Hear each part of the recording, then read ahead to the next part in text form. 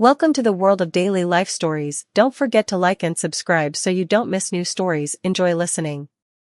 It was a crisp Saturday afternoon in San Diego, and the upscale boutique Lavish Luxe buzzed softly with an air of exclusivity.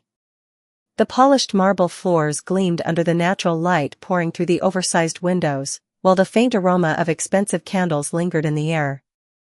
Jazz melodies played softly in the background, creating a calm, refined atmosphere that matched the elegance of the designer dresses, luxury handbags, and jewelry on display. Among the clientele browsing the store, Amara, a 12-year-old girl with deep brown eyes and braided hair, wandered alone. She was dressed simply, a navy blue hoodie, well-worn jeans, and a pair of sneakers. Her clothes spoke of comfort, not wealth, a stark contrast to the high-fashion ensembles sported by the boutique's usual clientele. She moved quietly through the aisles, her gaze lingering on items with a mix of curiosity and fascination. The staff at the counter exchanged subtle glances, their smiles tight and guarded. Amara didn't look like trouble, but she didn't look like she belonged either. They didn't approach her, yet their collective unease was palpable. Meanwhile, a few shoppers whispered among themselves, their eyes darting toward the girl. Amara remained unbothered, her small fingers brushing the edge of a delicate scarf as if marveling at its texture. She wasn't touching things recklessly or disrupting displays. She was simply exploring. For Amara, this visit wasn't about buying anything, it was a quiet escape, a moment to dream and admire beauty she rarely encountered in her everyday life. Then, the tranquility was disrupted. The soft chime of the doorbell announced a new arrival. A tall, elegantly dressed woman in her late 40s strode into the boutique. Her tailored blazer, sleek pencil skirt, and heels screamed affluence, as did the oversized designer bag draped over her arm. Her blonde hair was styled into a flawless chignon, and her red lipstick added a bold splash of color to her otherwise neutral ensemble. Her presence alone demanded attention.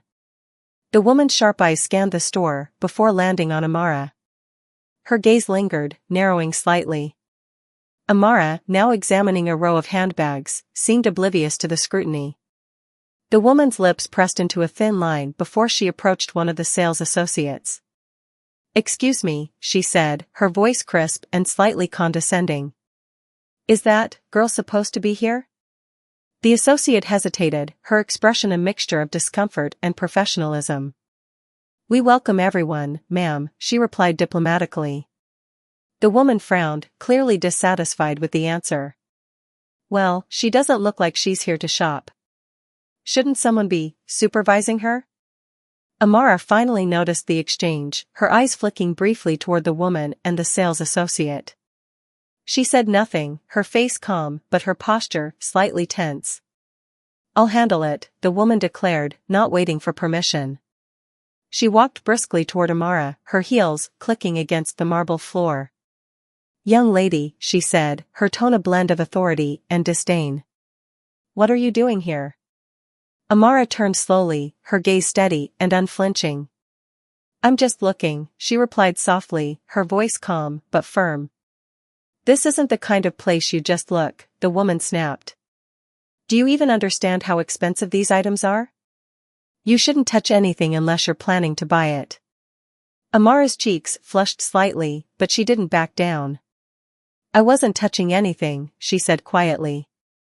"Well, you shouldn't even be here," the woman continued, her voice rising. "This is a boutique, not a playground." A hush fell over the store as other shoppers and staff turned their attention to the unfolding scene. Amara stood her ground, her eyes locked with the woman's. She didn't argue, nor did she apologize. She simply stood there, silent and composed. The woman's irritation grew at the girl's lack of response.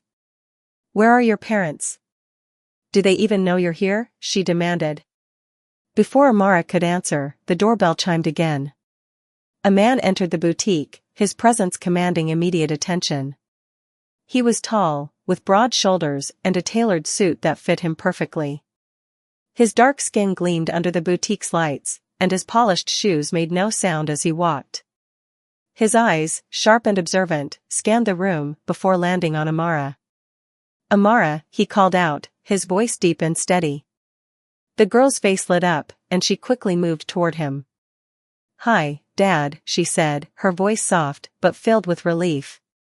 The woman froze, her expression shifting from annoyance to confusion as she processed the interaction.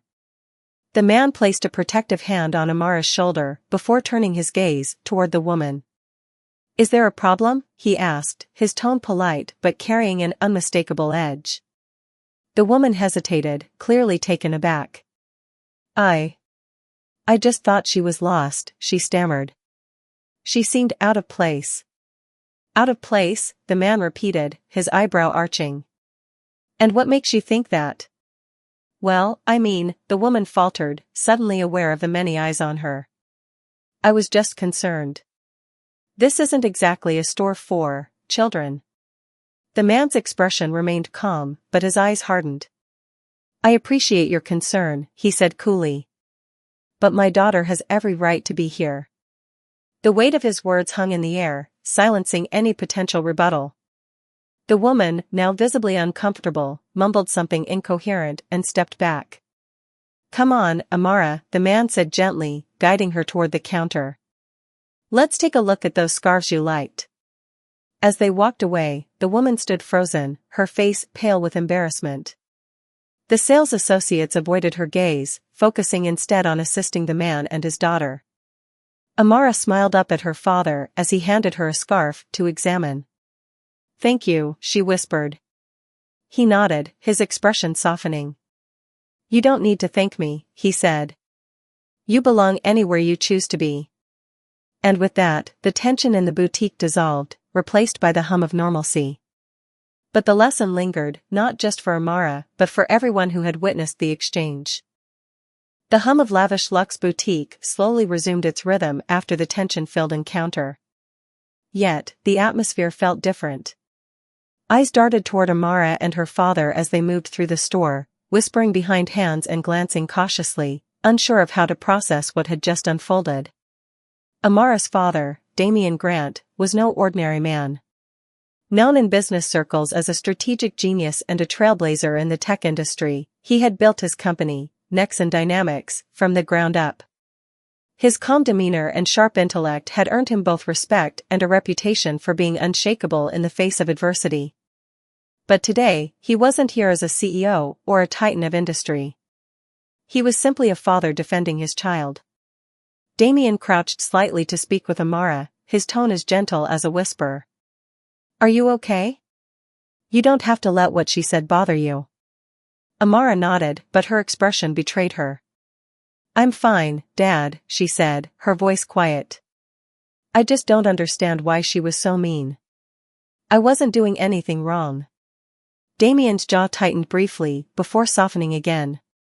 "Some people make assumptions based on what they see, not what they know. It's not fair, but it's their ignorance, not yours." Amara looked up at him, her eyes full of questions she wasn't ready to ask. "Can we look at the scarves again?" she asked instead. "Of course," Damian said with a warm smile. He led her back to the shelf she had been admiring before the interruption.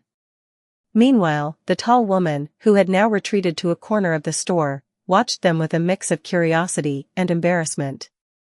She clutched a leather handbag in her manicured hands, but didn't move toward the register.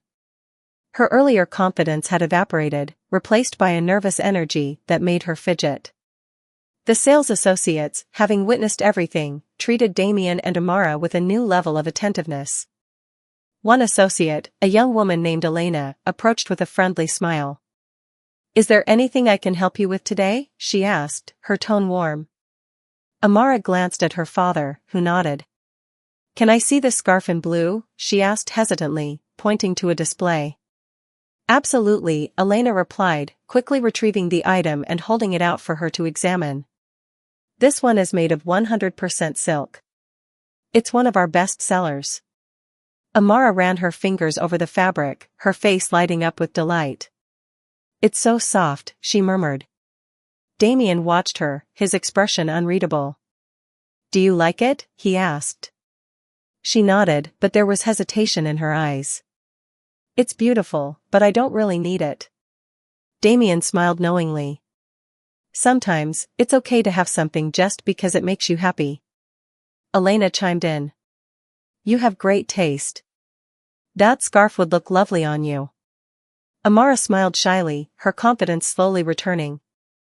As she carefully folded the scarf back, the boutique door chimed again, and another customer entered, a younger woman in her 20s, dressed in a flowing maxi dress and carrying a shopping bag from a nearby store. She paused briefly at the sight of Damien and Amara, her eyes lighting up in recognition. Mr. Grant, she asked, her voice tinged with surprise and excitement. Damien turned toward her, offering a polite smile. Yes? I can't believe I'm meeting you in person, she said, moving closer. I work in tech, and you're a huge inspiration to me. Your work with Nexon Dynamics changed the way I think about innovation. Damien extended a hand, his smile widening. Thank you.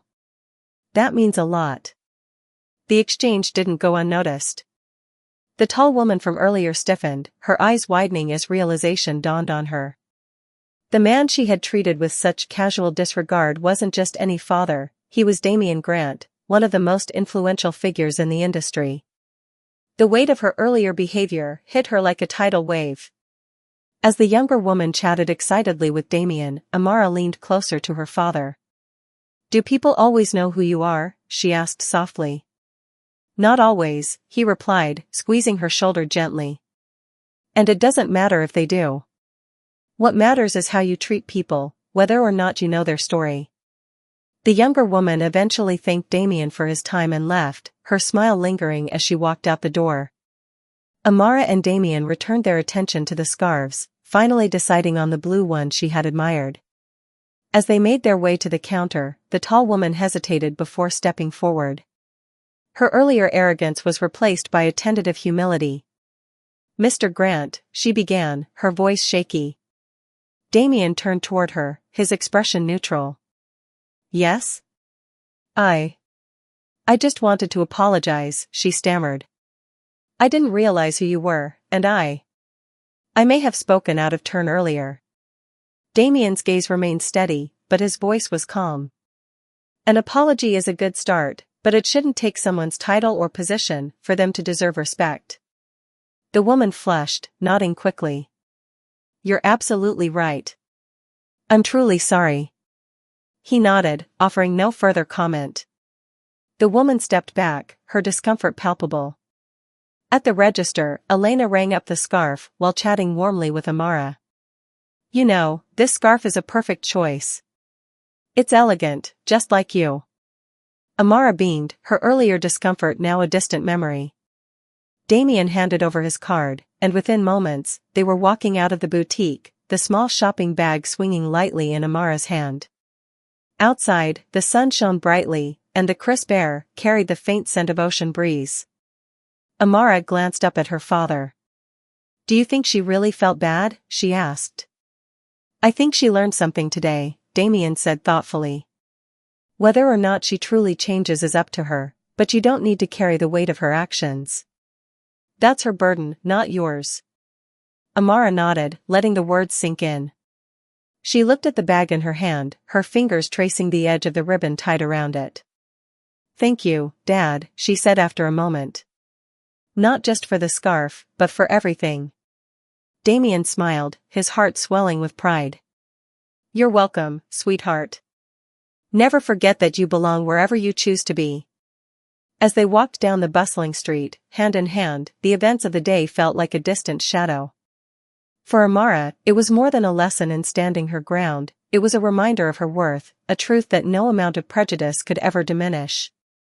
And for Damien, it was another opportunity to show his daughter that strength isn't just about power, it's about grace, resilience, and the quiet confidence that comes from knowing who you are. The drive home from the boutique was quiet, the hum of the car filling the silence between Amara and her father. Amara sat in the passenger seat, the shopping bag with her new scarf resting on her lap. Her fingers played with the edge of the ribbon as her mind replayed the events of the afternoon. She could still hear the woman's sharp tone, see the way people in the boutique had stared at her. But more than that, she remembered the way her father had stood by her side, unshaken, reminding her of her worth without needing to raise his voice. "Dad?" Amara finally broke the silence, her voice tentative. "Yes, sweetheart?" Damien glanced at her briefly, before returning his eyes to the road. "Do you ever feel like people don't want you somewhere? Like, you don't belong?" Her question hung in the air, heavy with the weight of her feelings. Damien exhaled deeply, his grip on the steering wheel tightening momentarily. "I used to feel that way a lot when I was younger," he admitted. "Even now, there are times when people make assumptions about me before they know anything about who I am. But I've learned something important: the only person who can decide whether you belong somewhere is you." Amara nodded slowly, her gaze fixed on the cityscape outside the window. "It's just hard. That woman didn't even know me, but she acted like I shouldn't be there." "That's her ignorance talking, not your reality," Damien said firmly. "You have to remember, people like that are dealing with their own insecurities. Sometimes, they project those feelings onto others to make themselves feel bigger or more important. But that doesn't mean you have to accept it." They drove in silence for a few more minutes, the city streets gradually giving way to the quiet suburbs. Their home was a testament to Damien's hard work and success, a modern, spacious house with large windows and a beautifully landscaped yard. As they pulled into the driveway, Amara's thoughts shifted to a conversation she had overheard at school the previous week. "Dad, do you think people are ever really sorry when they apologize after something like that?" she asked as they climbed out of the car. Damien opened the front door and ushered her inside before answering. "Some people are genuinely sorry because they realize they were wrong. Others apologize because they feel embarrassed or because they think it's expected of them. It's not always easy to tell the difference, but you don't have to worry about their intentions. What matters is how you handle the situation and stay true to yourself." Amara set her bag down on the kitchen counter and grabbed a glass of water. She was quiet as Damien watched her, sensing there was more on her mind. "What's really bothering you, Amara?" he asked gently. She hesitated, her fingers wrapping around the glass as she looked at him. "At school, we learned about this thing called imposter syndrome. My teacher said it's when people feel like they're not good enough, even when they are. I didn't know what it meant at first, but now I think I understand. When that woman said I didn't belong, it made me feel like maybe I didn't." Damien's heart ached at her words, but he kept his expression calm. He walked over and sat beside her at the kitchen island. "Amara, I'm going to tell you something I wish someone had told me when I was your age. The world will always have people who try to make you doubt yourself. They might question your abilities, your place, or even your worth. But their words don't define you. What defines you is how you choose to respond." Amara looked up at him, her eyes brimming with emotion. "How do I stop feeling that way, though?" "It takes time," Damien admitted. "And sometimes, it takes a lot of practice. But the first step is reminding yourself of everything you've accomplished, everything you're capable of. You're smart, kind, creative, and determined. No one can take that away from you." Amara smiled faintly, comforted by his words. "Thanks, Dad." He placed a hand on her shoulder, giving it a reassuring squeeze. "Anytime, kiddo. Now, how about we go try that new scarf out and see how it looks on you?" Amara's smile grew, and she nodded eagerly. She ran upstairs to her room, leaving Damien alone in the kitchen for a moment. He leaned against the counter, letting out a deep breath. The encounter at the boutique had stirred up memories he had tried to bury, memories of his own childhood, of being underestimated and dismissed because of the color of his skin. But he had vowed long ago that his children would never feel small or invisible, not while he was there, to remind them of their worth. A few minutes later, Amara came bounding down the stairs, the blue scarf draped around her neck.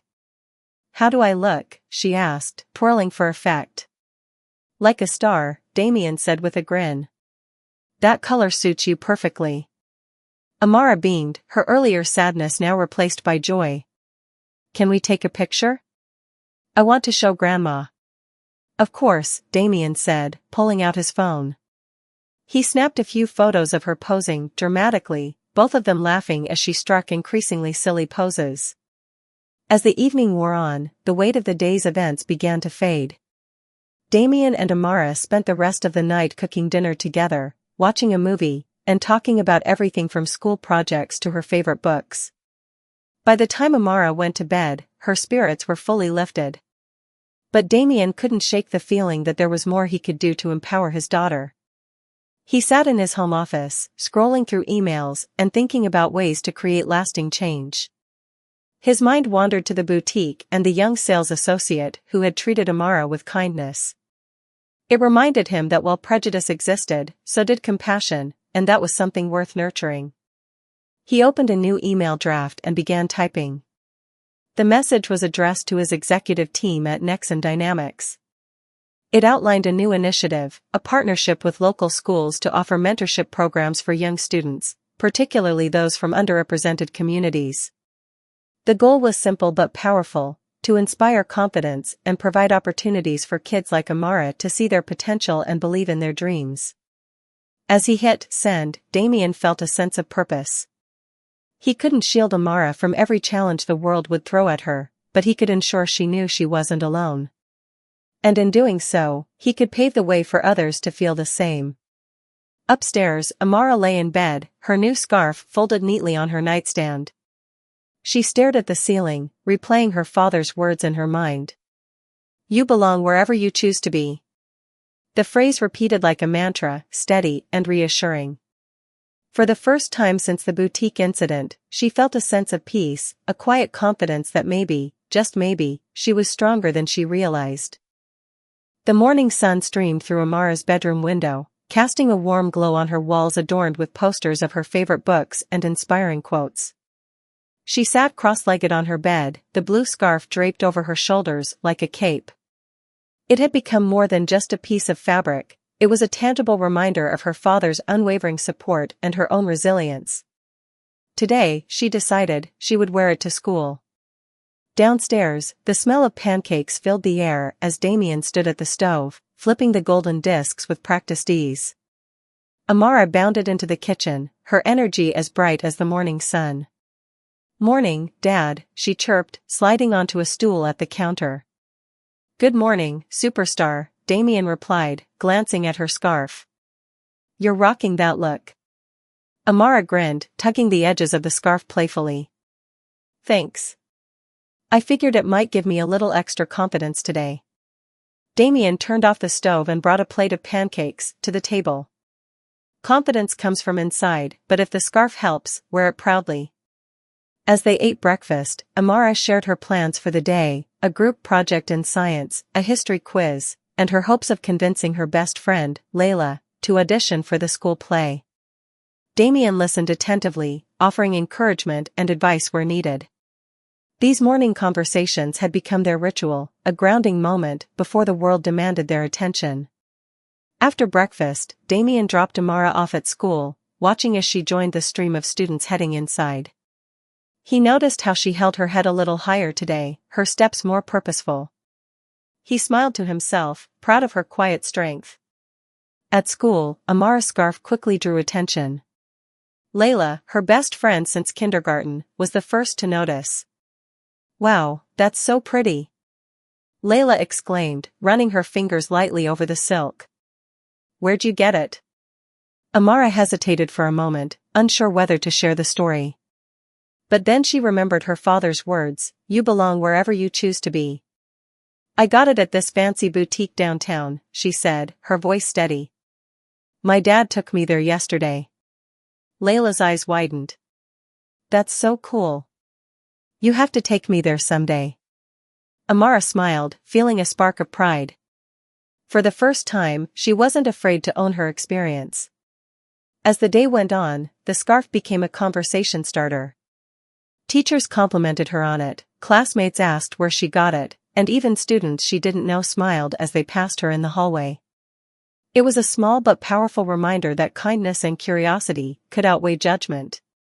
But not everyone was kind. During lunch, as Amara and Layla sat under their usual tree in the courtyard, a group of older girls walked by. One of them, a tall girl named Madison, stopped and looked at Amara with a smirk.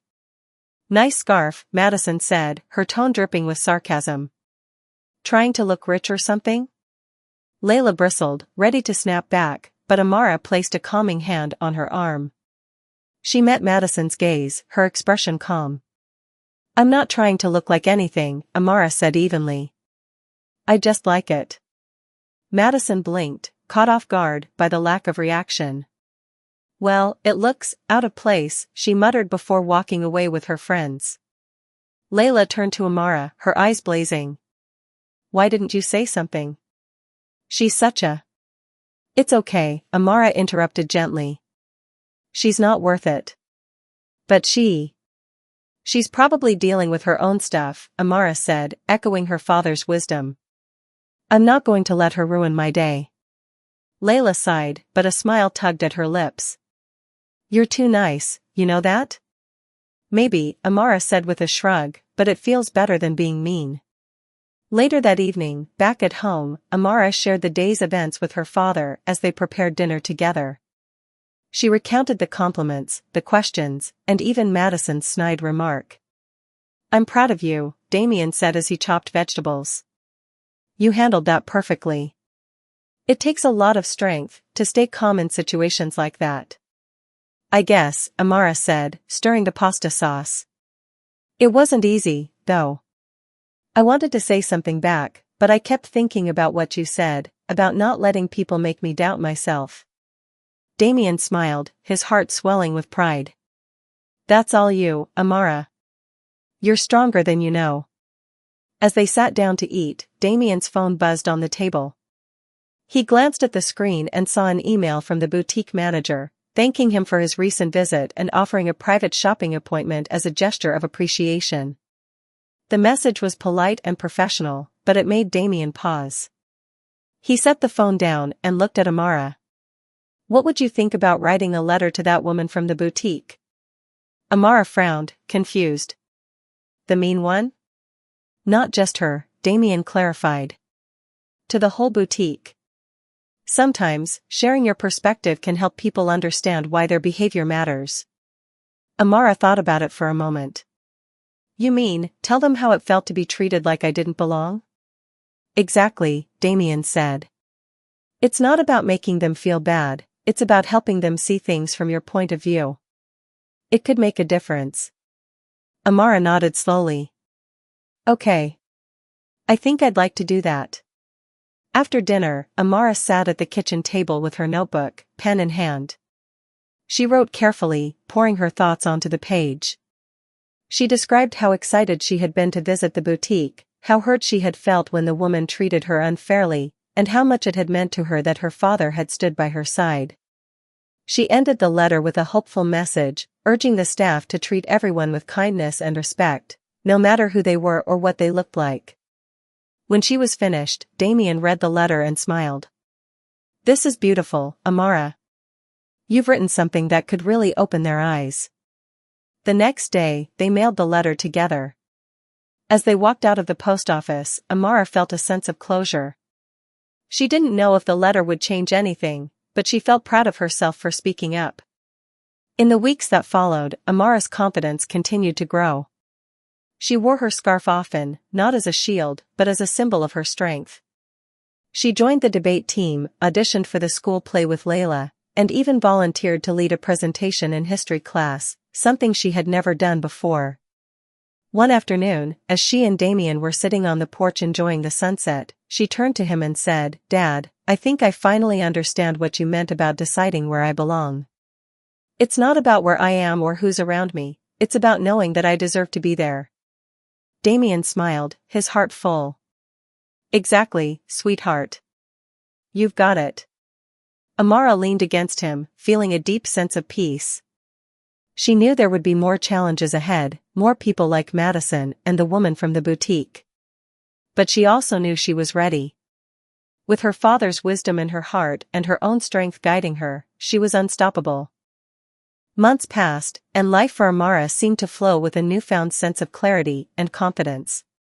The incident at the boutique, once a sharp and painful memory, had transformed into a defining moment that helped her grow. She embraced her place in every room she entered, carrying herself with the quiet assurance that her father's words had instilled in her. At school, Amara's determination began to shine in ways that surprised even her. She joined the debate team and quickly became known for her composed yet powerful arguments. Her teachers praised her ability to articulate her thoughts, and her peers began to look up to her as a leader. The scarf became her signature, a subtle but striking symbol of her journey. It was no longer just an accessory, it was a statement.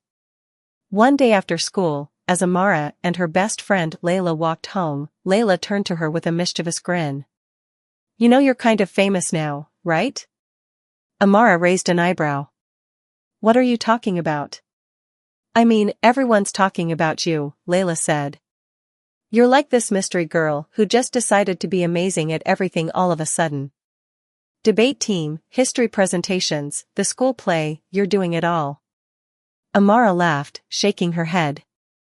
"I'm not amazing at everything. I just decided I wanted to try more things." "Well, it's working," Layla said with a smile. "You're inspiring people, Amara. Even me." Amara stopped walking, her heart swelling at her friend's words. "You've always inspired me, Layla. You're the most fearless person I know." Layla rolled her eyes, but couldn't hide her grin. "Yeah, well, maybe we're inspiring each other." When Amara got home that evening, she found her father sitting in his office, typing away on his laptop. The room was filled with books, awards, and framed photos of him at various stages of his career. But the most prominent item on his desk was a photo of him and Amara, taken when she was just a toddler. She was perched on his shoulders, both of them laughing. It was his favorite picture, and Amara loved seeing it there every time she visited his office. "Hey, Dad," she said, leaning against the doorframe. Damien looked up and smiled. "Hey, superstar. How was school?" "Good," Amara said, walking in and sitting across from him. "Layla said something interesting today. She said I'm inspiring people." "Well, she's right," Damien said without hesitation. "You've always had that ability, Amara. You just didn't see it before." Amara played with the edge of her scarf, thinking about his words. "Do you think it's possible to make a real difference? Like, not just for me, but for other people too?" "I think you already are," Damien said, leaning back in his chair. "But if you're asking whether you can do more, the answer is yes. You're capable of anything you set your mind to." His words stayed with Amara long after their conversation ended. She began to think about ways she could use her experiences to help others. The idea of making a difference felt exciting and daunting at the same time, but the more she thought about it, the more she felt it was something she needed to do.